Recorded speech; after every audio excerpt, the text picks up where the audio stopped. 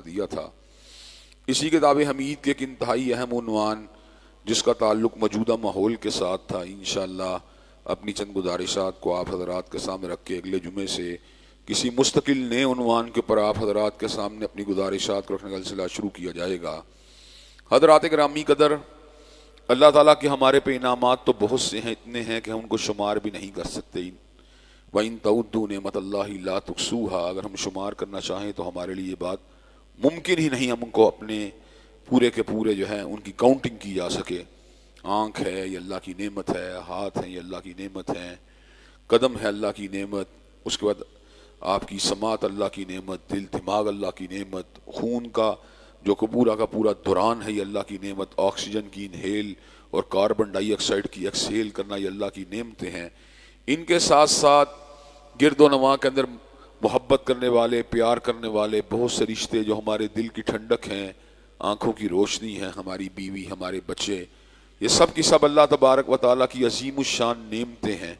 جن کا جتنا بھی شکریہ ادا کیا جائے اتنا ہی کم ہے۔ لیکن ان نعمتوں کے اوپر اگر غور کرنے کے بعد ہم کیلکولیٹ کرنا چاہیں تو دو نعمتیں ان سے بالا تر ہیں۔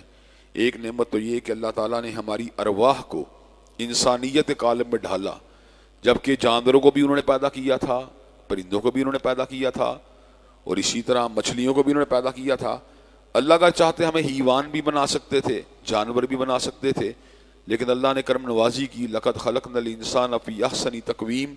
اللہ نے ہمیں احسن تقویم میں پیدا کر دیا۔ اور اس سے بھی بڑی بات یہ ہے، جو اس سے کہیں بڑی ہے، وہ یہ ہے کہ اللہ نے ہمیں نعمت اسلام سے نواز دیا۔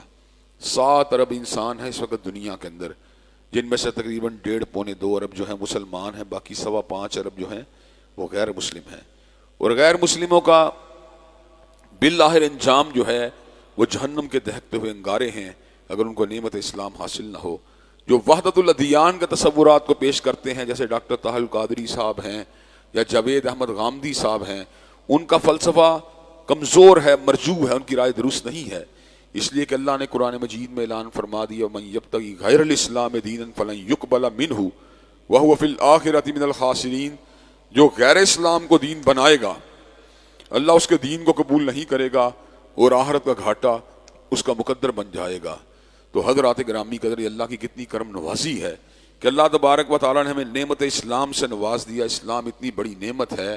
کہ اللہ نے اس کو نعمتوں کے کلائمیکس کے طور پہ ذکر کیا۔